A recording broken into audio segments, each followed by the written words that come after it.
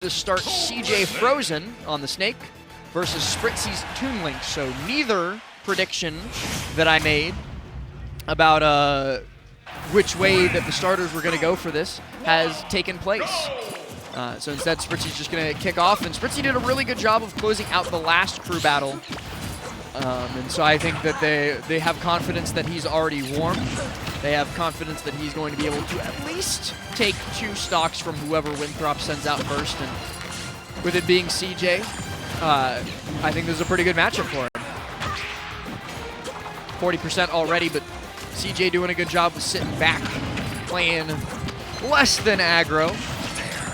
Gotta make sure that you don't get caught in the Toon Link blender. Gets in down on the shield with a falling fair, pops the up tilt 2 right after. And I'm being joined by a surprise special guest. Oh, or maybe not. Some musical chairs is going on next to me as these two keep fighting.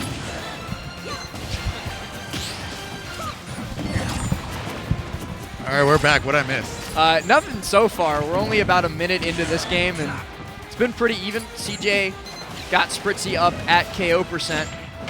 Gets caught by the grab while trying to maneuver the Nikita. So interesting fact here, neither of the players would be expected for game 1. Yeah, that's exactly what I was talking about before you returned. I was like, we were wrong on not just one team, but both teams. And I think that's a result of both teams trying to mix it up. Trying to mix it up, but also respecting each other, seeing each other's play throughout the bracket as well. So trying to kind of hold the cards to their chest around, when they're ready to throw out their big guns. Great chase there, not going to work out. And if it was reverse up B, it probably would have killed. Let's find out here. Gonna catch him. Forward tilt, not going to be enough at 170. Coast to coast. Gets around the Nikita. Ooh, almost doesn't get around the Nikita because it loop-de-loops into a relevant position once again. College pride on the line with such high percents. Every little tick counts. Good auto throw back. Really good item usage here from Spritzy. Obviously very comfortable with items generally, but auto throwing the grenades back at him when they're about to explode. Really good matchup experience here. To what we saw with him versus Dominator against FIU previously, but CJ takes first blood. Might not be too much longer until he himself is blooded.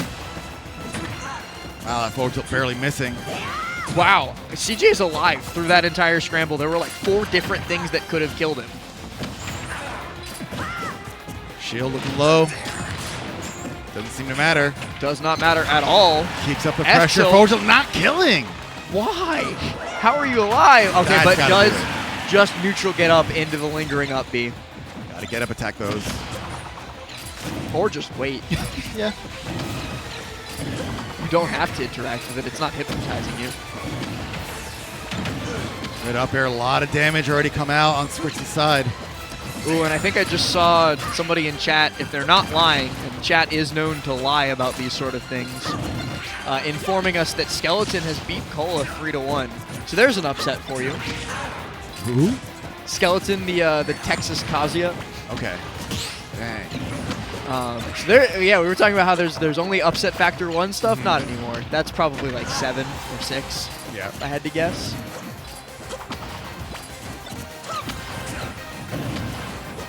Let's see here. Both of them fighting very closely for the second stock. The whole momentum of the whole crew battle is going on here, and their team really just popping off in the crowd here for that kill. Okay, everybody's lying to me. That hasn't happened yet. I know that Skeleton Cola is going to happen because Cola's been complaining about it all weekend. He doesn't want to fight a Kazuya. But chat lied to me. It happens. Oh, is it true? Okay, I don't trust chat anymore. I don't know what to believe. Well, gotta believe this Nikita is gonna do a lot of damage here, and a lot of mental damage as well. CJ's just got to take that one, and he does so with Nikita. So even if Spritzy manages to close it here, like CJ still could win this. Like Snake very good at playing from this kind of deficit with Rage. But even if Spritzy does take it here, he's bled enough, and CJ has set up his team beautifully. Okay, goes for the hard read. No. Said, oh, there's an explosive there. His shield's getting low. He might panic. Panic roll, yep. No Tries nair. for the pop-up into the back air. I don't think Nair would have been fast enough there, actually. Let's see what we got. Getting to these kill percents, kind of scary. Yeah, like while we've been just kind of finagling back and forth, Spritzy just barely enough to get the KO. But I was going to say, Spritzy all the way up to about 80%. Like, it starts to get real dangerous there. Just barely winning it out over CJ.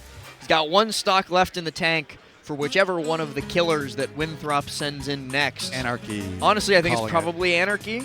I think that would be like the best overall matchup against what Lubbock Christian has, alongside having to take a stock from Spritzy without. You don't really need Greninja for fighting me Brawler. You don't need Greninja for fighting Wolf, but fighting a hard to hit Toon Link while also trying to be hard to hit yourself is probably the move. And then they also, like, Nationwide's Bowser Jr. is who I would probably send second for Lubbock wasn't Christian. Anarchy still in his pools? Maybe. Oh shoot. All of Winthrop is playing pools right now. Peepnut's Okay, coming so up.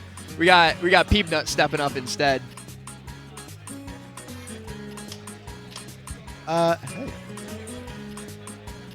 I mean, I told Mars to tell the captain not to DQ me, but whether that's actually going to happen, Please. I don't know.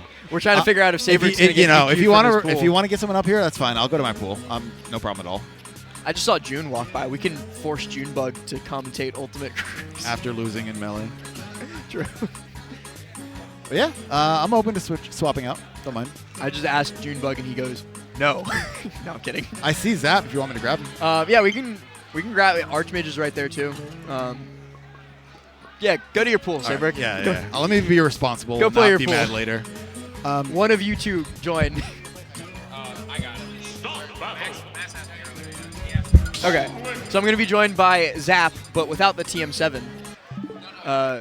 As Sabrick goes to play his pools, we just are going to pull off a live commentator swap.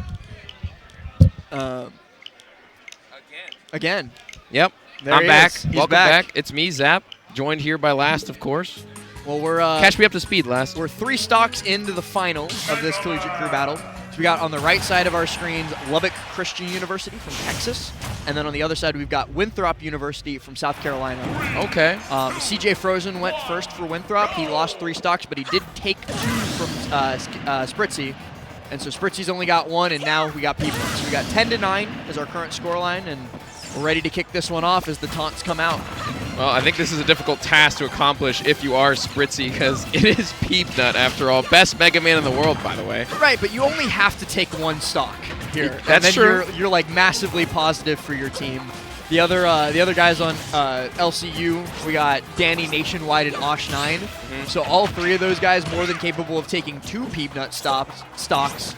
If there's even that many to take, because the way that Spritzy has started this off, Spritzy might take a lot. I mean, Spritzy's doing an excellent job thus far. 87% onto Peepnut, but Mega Man, it can be difficult to kill with that weight class that he possesses. The forward air comes through here for Peepnut, zoning out a little bit, but here comes Spritzy with a nice little combo. Looking dangerous. Potentially dangerous, but I think we've still got a little bit more to survive for both of these characters. And actually, as I say so, an 8th stock gonna have to come out for Winthrop University as Peepnut loses the 9th. Gonna try and chase Spritzy into the corner here. No, Spritzy able to roll on stage and then immediately regain center. So it's time for Damage City. I mean, at this point, Spritzy's already got the job done, right? Like, we took the 1 stock. Now, if you can get another one off of Peepnut, that would be absolutely insane, but I really don't think it's going to happen here. Peepnut's looking like he wants to lock it down with the edge guard situation and finds the down air, and there goes Peepnut. Taking that stock off of Spritzy. Losing 1, but not terrible. I think it's pretty terrible because they were already behind due to Spritzy being able to beat CJ Frozen, and then letting Spritzy go even more positive by taking an extra stock just means that whoever Lubbock Christian sends in next, which if I had to guess is probably going to be Danny on the Wolf, suddenly they have a much easier time beating Peepnut. Suddenly they have a bonus stock to play with against Winthrop's next person, And okay, It's going to be Ashine. That's Ashine instead. I mean, we've seen Ashine do some crazy stuff in Ashine this collegiate crew battle already. 12 stocks. Yeah, during the he's first already round. gone absolutely insane so far in this crew battle. So I don't think it's a surprise that they're sending in Ashine. I definitely think that the Mii Brawler can evaporate stocks pretty easily. So if Ashine could come out with a 2-stock here over Peep, that would be very, very good for their crew. Would be very good, but Peepnut is a tough nut to crack. And so Very him true. going up into this, I cannot see a situation where Peepnut gets 3-stocked. I'm sorry. I Yeah. just don't think it's going to happen.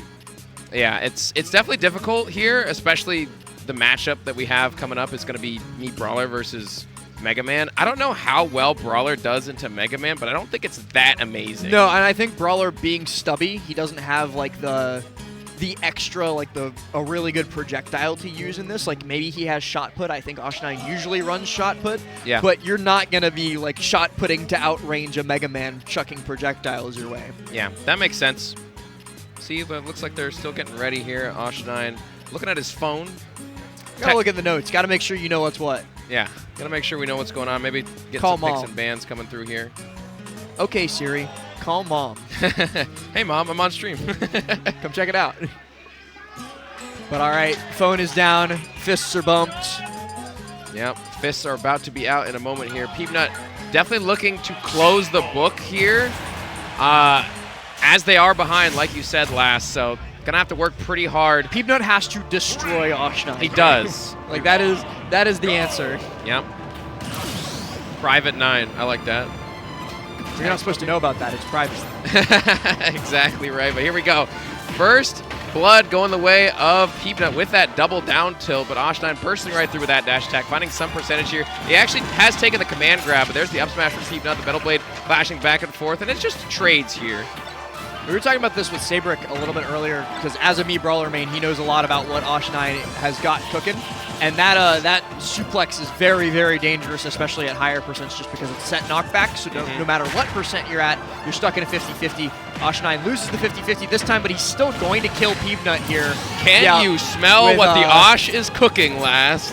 You get reset onto a platform there against a Mii Brawler, and you will probably die to Thruppercut. This case is no different. Doesn't matter how good you are. Yep. Peepnut, one of the best players in the world, he still gets hit by it. Just like we talked about earlier last, this Brawler can evaporate stocks, and it could be another one going the way of Ashine very soon if Peepnut doesn't stop the bleeding. This is looking dangerous. There's a tech chase, but misses the grab, unfortunately. If either of those grabs connected, this game was over. Yep, exactly. He could have gotten the thrower, but there's the uppercut from his own character. Peepnut finding that stock, which is a good stock to find in this situation, but can he find another one? That's the question. Can he find another one when he's already in this much pressure too? He's at 84%. Yeah. He's having a hard time using the platform to his own advantage against the Mii Brawler-ness that's going on right now. Yep. Like one up tilt will end the game. Up tilt into that uppercut will definitely spell curtains for Peepnut. Peepnut still fighting his way out of the corner with the pellets. The forward air comes through the F smash. Now he's bad in position, but flip kick gets him out of dodge pretty easily. Does land him right into that, Oh! wow. So flip kick doesn't get him out of dodge. He gets caught by Leaf Shield and then reset onto the platform into the Shoryuken.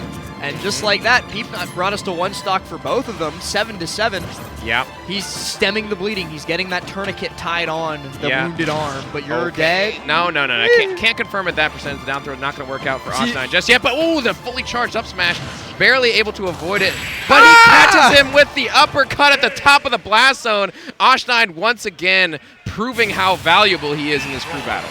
He's only taken 2 stocks so far, but there were 2 of the most dangerous stocks on the Winthrop side. 2 Peepnut stocks going the way of the Dodo, but Peepnut taking 2 of Ashine's 2 is huge for him because he's essentially gone fully positive by taking 2 for 2. Yep. Peep did go even, taking the took stock 4 of. total. He was fighting somebody before Spritzy. Or sorry, no. He did 3 only total. take 3 Yes, total. yeah. Lost 1 to Spritzy. Lost 2 So to he did go even. Peepnut did his job well enough. Ashine unfortunately putting a stop to Peeb's reign. So what you're saying is that it's all CJ Frozen's fault. I guess so. As for the first time in this entire cruise bracket, they send in Anarchy. This is Yep. Winthrop has not struggled enough yet. They haven't gotten down to their last 2 players yet. Not quite. So for the first time, we actually get to see Anarchy's Greninja step in, and a harder to hit character, a harder to hold down character. Yeah, Against Ashine's Mii Brawler, I think is a good thing because he's only got to take 1. I think the speed at which Anarchy is going to be able to play in this matchup as well is going to be difficult for Ashine to deal with. And only having 1 stock, Anarchy could easily even this up and then go on to the next fight with an entirely fresh 3 stocks. I think that's Anarchy's main goal here is just to take get rid 1 of this and stock. do nothing. Yeah. You want to play the 6-to-6, 3 stocks to 3 Exactly. stocks, and whoever LCU sends in next. Yep. See what he could do here, though. Got the Pro Controller out. That's not something you see every day. We've seen a couple Pro controllers, like Peepnut plays Pro also. Okay. I think Danny does between these 2 crews, so like it's not super uncommon between these 2 rosters of players. And all right, the Greninja's locked in. Just gotta take 1. Yep. Without losing too much more. Just 1 stock. We're gonna see Ashine immediately run off the side of the stage. Bye-bye. Get us down to 1 stock before we can get ready to get right into this once again. Anarchy looking to close this 1 Ashine stock out. See if we can do it, though.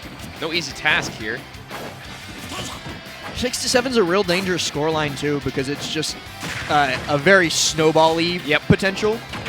Like, if Ashine takes 1 or even 2 stocks here against Anarchy, whoever comes in next does a much easier job, and whoever comes in next does a much easier job. And Snowballing is definitely the term I would use. You could easily run away with this stock lead here in the crew. Oh, don't get grabbed, you're dead! B. That's it! Ash has taken the 1 stock necessary to make it easy on the rest of his crew, and he's going to look to keep going because there's only 44% on him. He didn't take that much percentage either, but here comes Anarchy finding an up air combo. Not going to be enough to kill yet. Looking for the shadow sneak on the top blast zone. Trying to tack on some more damage. There's the dash attack into the reverse back air here from Anarchy. Getting some percentage, but we need this stock and we need it now. We definitely do need it, but we're going to have a lot of trouble finding it, especially with these platform resets. Oh. He doesn't die because Ash doesn't get the up air beforehand, but that was almost the worst case scenario for Winthrop. Okay, the forward air confirmed. Not quite going to kill for Anarchy. This Shot is put. Very dangerous. MVP! Okay, goes for the dash tech. Doesn't get a strong connection there, Ashine, but still in a good spot to take another stock here from Anarchy. Anarchy swinging through with the nair. Tries to find the forward air. Hit nair in the tech chase with the down air. Ashine once again taking so many stocks last. I don't even know what I would be thinking right now if I attended Winthrop University. GG's. Ashine still has 7 stocks, by the way. And Winthrop all the way down to 4. Okay, but surely Anarchy can take this stock, right? You think so? There it is. Yeah. Yep. I cursed him a little bit. My bad, Ashine, but all right. He will take 5 stocks in total, I believe. That's a lot of stocks. That is a lot of stocks. So Ashine looking good. Or LCU, whoever they send in next will have 6 stocks.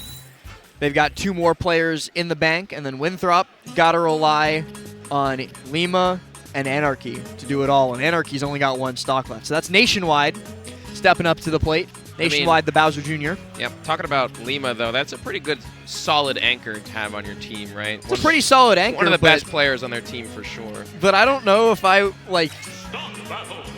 Lima's still gonna have a real hard time taking 5, 6 stocks. I mean, it is many. Bayonetta, right? So True. Can struggle to kill. We'll see if that comes into play. But for now, we've got Nationwide stepping up to the plate and only has to deal with 1 of Anarchy's stocks. Yeah, and that's the real scary thing. Like, all he has to do is cheese 1 Anarchy stock with some Bowser Jr. stock. Yep, just that's get 1. I mean, how hard is that to do, right? We've seen the rise of TM7 Zap. Now it's Nationwide's turn to prove how strong this character could be at cheesing out stocks, because he certainly has the capability to do so.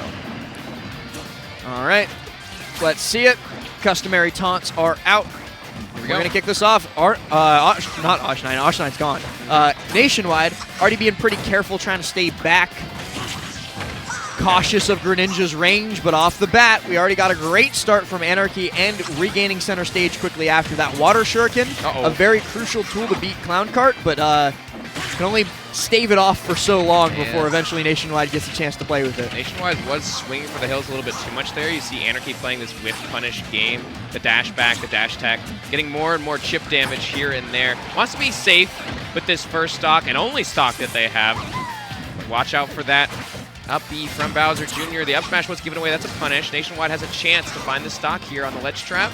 trying to mix up real hard because we saw earlier when Nationwide went in, he really likes dash into ledge and then F smash to catch slower options. Okay. But speaking of slower options, that is most certainly not one of them. Down tilt up smash from Greninja, fast lickety split. Going to be able to take that stock away and slowly creep us back towards an even crew battle? Yeah, Question mark? Anarchy is working on it here. Only 60% on their stock here, but more damage coming through from Nationwide. Finding that up air, finding that back air, looking for the F smash, able to avoid it. Anarchy trying to get his footing. Here we go, forward air into the dash attack. We can't find much more after the fact, just tick damage here. Well, I was about to say the fact that Anarchy was already up over 100% means that Nationwide's just going to be able to throw out straight hits and eventually find something. Yeah. And that is exactly what happened. Anarchy got too aggressive on shield, Nationwide up smashes, and the game is over now. And it's a 1-for-1 there last as well, right? Yeah. So they only have Lima's 3 stocks to play with now to what? Their 5 stocks they 5. possess? So Nationwide's got 2 opportunities to take even 1 from Lima. If he takes 1, great. If he takes 2, awesome. If he takes 3, the crew battle's over. Yep. But if Nationwide takes either 1 or 2 stocks, they have set up Danny beautifully to close it out. Like Danny, I wouldn't bet against with a significant amount of money in Lima with 3-3. Like Danny could definitely just beat Lima straight up. Yeah. And the easier that Nationwide makes it for him, the better for this Lubbock Christian University squad. Well, the fact that Nationwide still has 2 stocks remaining makes it like pretty guaranteed that he can take 1 stock off of Lima. Lima could go absolutely insane and not lose a single stock to Nationwide. That's also here. entirely possible. But with 2 whole stocks to play with, I think you can do it. I think it's very possible, and it sets up Danny, like you said, for a good final bout. But we'll see if Lima can make it work here. 3 stocks to play with. Assassin tag as well. He's looking deadly right now. The assassin. Like I said, Lima's win condition here is to 3 stock. Like that is the only option. If he loses 1 stock, it suddenly becomes so much harder. Yep. We'll see what Lima can do here. Finding some damage here. The forward air connection into the ABK. Witch twist. Find some more damage, but Nationwide able to get out of dodge. But you're in the blender once again. It's Lima. Lima actually not blending him up all too fine. There's a lot of pulp in that smoothie that you got to be careful of. 80%. Second side B into the fair. All right, yes. 1 stock gone. Only 39% as well here last. It's looking difficult for Nationwide. Trying to get the afterburner Nice try. kick, but No, the heel slide there is so unsafe on shield, and Yeah. Lima going for it. I think he had the extra time with the witch time, but unfortunately doesn't find the connection. Nationwide's actually been getting out of these combos pretty handedly. Which is surprising for a Bowser Jr., but Lima's also doing a pretty good job of placing his hitboxes high so that he gets the bonus hit of hitting Bowser Jr. instead of the clown card. Does more knockback. You just see Lima just racking up percentage here, knowing that they have plenty of health to play with in the current moment, only 62%. They're just chipping now them down. it's gone from like We're gone. Bye. I was gonna say like the win condition for Lima shifted from 3 stock him to don't get cheesed on this stock after he took the early first one, but 3 stocks remaining for Lima, 3 stocks now for Lubbock Christian, and Danny as the anchor. We're just gonna have a good old-fashioned normal game of Smash Bros to decide this crew battle. It is the anchor battle, and like I talked about earlier, Lima, the assassin, coming in as the last hope, the last bastion for Winthrop. Able to clutch that out and make it an even game, so Danny's just going to have to fight Lima straight up, and honestly, That's scary. I favor Lima in this position, but Of course, it's Lima's- not out of the realm of possibility. Especially after Lima's recent performances like at Cirque and Lit Invitational. Exactly. Like, Lima is currently making a case for himself as a top 20, top 15, top 10 player. Yep. And that is scary to have to go up against as the ace in Winthrop's hole. Yeah, I think the scariest thing about Lima is the fact that he's so consistent on a character like Bayonetta, who has historically in this game not been that consistent, but Lima's really been pioneering the meta for this character. Well, honestly. she did get a couple buffs. She did get a couple buffs. Well, We don't talk about those. We talk about how good Lima is, right? Well, I don't like doing that. Let's give credit where credit's due. All right. Here we go. Last game here. The finals of the crew battle. Can Lima secure it for his team, or will Danny be the clutch factor that they need? Wolf versus Bayonetta. Double dash attack early on gives me at least a little bit of hope for this Lubbock Christian chances.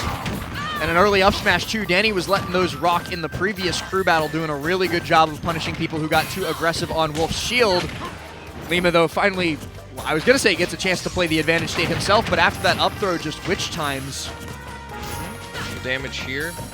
Afterburner kick to the center. Dashing all around is Lima being very evasive. The heel slide not going to connect. Danny looking for that down smash, but there's the up tilt into the combination. More damage here. Only gets a fair one, but finds the back air off the platform. Looking for an edge guard. Still has his jump though and goes high. Great recovery from Danny. And I got to point out that fair one is actually very intentional because fair 1, 2, 3 in that spot puts Lima off stage 2. He'll have to drift far enough that he also has to recover alongside Danny. Whereas if he only does fair 1 and then drifts back as he gets caught by a back air and dies, off the drift back on fair 1, then he can land and position himself for a ledge trip. So like it's this super intentional choice, knowing that fair 1, 2, 3 versus just fair 1 is not going to be that big of a difference maker. Yep, 130 here onto Danny. Lima looking to secure this kill here. Danny trying to secure themselves some extra credit, and they do find a quick 31.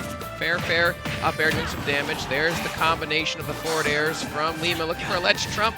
Didn't get it though, unfortunately, and this stock still alive, and Bayonetta once again having a little bit of that Marthitis we see where they can't find the kill. Yeah, as soon as you get up above 120, 130, it starts to get a whole lot tougher.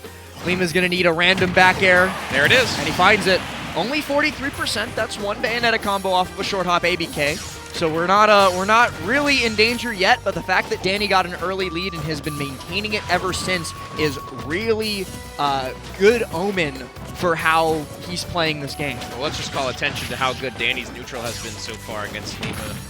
He's found so much extra percentage here. Lima finally having their turn to play, but Danny able to get out of it and finding more damage. Looking to snipe out that kill with the back air. It would have been an early stock, but didn't connect it here. Lima once again being very evasive. There's the nair from Danny. Ooh, I did not like that. Dangerous situation, has to tech. Yes, he makes it back.